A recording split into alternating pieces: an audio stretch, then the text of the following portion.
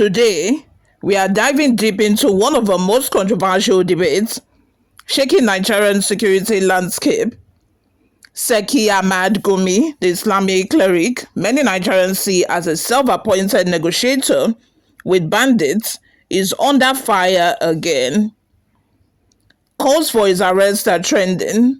His statements are sparking anger. His defenders say he's the only one even trying to de-escalate violence. But the real question we are asking this morning isn't just about Gumi. It's bigger, it's national, it's existential. Will negotiation end banditry? Will force end insurgency? Will arresting or persecuting mediators solve anything? And did Gumi's strategy help, or did it make things worse? Stay with me, guys. We're unpacking this from all angles.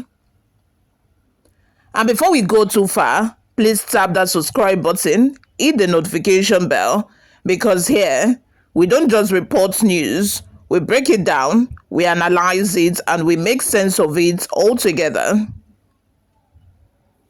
So here is what happened. Sheikh Ahmad Gumi released a fury statement on Facebook on Sunday. And when I say fury, I mean he threw words like spineless, irresponsible, and unpatriotic imbecile people at critics calling for his arrest.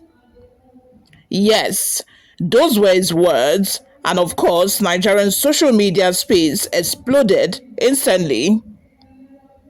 Gumi has been criticized for years because he publicly visits forests, meets with bandits, talks to them, negotiates with them. Some people see him as a mediator, others call him an enabler, and now many want him arrested. And Gumi's response, it says, arrest me for what? For asking them to lay down their arms? For trying to bring peace? He insists he has done nothing criminal. He says he operates openly and even claims the government knew of his movement. Let's rewind to January 2021. Gumi entered the Sabon Gari Yadid forest in Giwa local government area, Kaduna State. It says the Kaduna State Commissioner of Police was with him, representing the Inspector General of Police. It says over 600 bandits attended the meeting and that the entire mission was part of an official acknowledged peace initiative. The bandits reportedly agreed to lay down their weapons, stop attacks, embrace peace, in exchange for basic amenities, security guarantees, no arbitrary arrest, protection from reprisals. Now here is the twist. Gumi says the government never fulfills these agreements, and because the promises were broken, the peace window collapsed. His message: don't blame me, blame the government for failing to follow through. Before we continue, please hit that like button and subscribe. It really helps the channel grow. So why are Nigerians calling for his arrest? There are three main reasons. They believe negotiating with armed criminals legitimizes them. They feel its commentary gives bandits a public voice they don't deserve. They suspect it's too close for comfort, whether or not that suspicion is fair. But Gumi argues, is free speech no longer constitutional? Is advocating dialogue now a crime? So today we are asking the tough questions. Should mediators be punished, or should they be listened to, even if we disagree with them? Supporters of dialogue make solid points. Every conflict ends with dialogue, even wars. Colombia, Afghanistan, the Niger Delta amnesty all involved negotiation. Many bandits are young locals pushed into crime by poverty and lack of education. Talking can reduce violence faster than force alone. Some analysts argue that without negotiation, you kill some, but new ones rise. You bomb camps, but new camps emerge. Gumi's supporters say if he got 600 bandits to agree to peace in 2021, imagine what could have happened if government allowed or followed through. They see him as a volunteer doing what government cannot.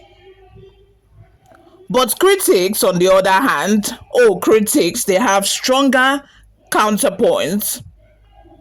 They argue that negotiating with violent criminals reward crime, undermines the rule of law, embarrasses the country globally, and encourages more kidnappings. Because once bandits know dialogue brings benefits, they escalate attacks to force attention.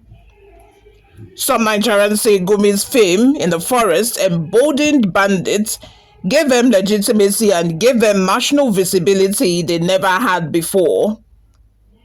Others argue that his tone sometimes feels like he's explaining bandits instead of condemning them, and that creates distrust. Some security experts believe negotiation without force is weakness. Force without negotiation is chaos. The balance is what is missing in Gumi's case. Now, let's be very honest. Nigeria today, in 2025, still faces banditry, mass kidnapping, rural terrorism, Boko Haram, ISWAP, herdsmen conflict, gunmen across the northwest and north central. So, did Gumi's strategy work? Short answer is no. But did it cause the problem? Also, the answer is no. Because banditry existed long before Gumi, and it continues with or without him. If anything, it simply exposes a dimension of a problem that Nigerians weren't seeing before. The human side, the grievances, the failures of a state. But did his approach solve the crisis? The answer is not really.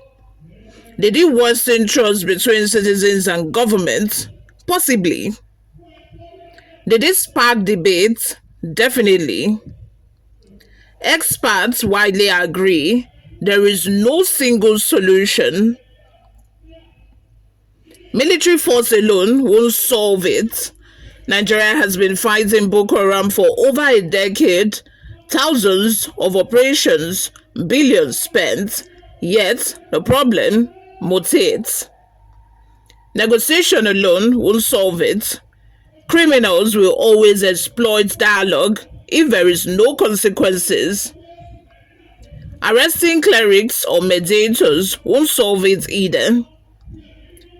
It may silence voices, but it won't silence violence. The real solution is a combination strategy: intelligence-based military pressure, negotiation when appropriate, community policing, social reforms, jobs, reintegration, education, state policing, border control, political will. Banditry thrives in environments of poverty, weak governance, famine, injustice, and state abandonment. Until those root issues are addressed, no cleric, no general, and no president can fully stop it. So what do we make of Gumi? Is he a hero, a villain, a misguided peacemaker, or simply a man doing what government should have done? Nigeria is too complex for simple answers, but one thing is clear: we cannot arrest our way out of insecurity. We cannot negotiate our way out either. We need strategy, honesty, unity, and consistency. Maybe Gumi means well, maybe he doesn't. But this debate forces us to face the real question: what are we, as a nation, actually doing to end this crisis? Thank you for staying with me for this deep dive. If you enjoyed this balanced analysis, please like, share, comment, and you know it, hit that subscribe button as well. And tell me in the comments, do you think negotiation is a solution? Should Gumi be arrested? Or is Nigeria missing the real enemy entirely? I'll be reading every comment. My name remains Oluwayomi Temlola. Until next time, stay safe, stay informed, and stay curious. I will see you all in my next video. Bye for now.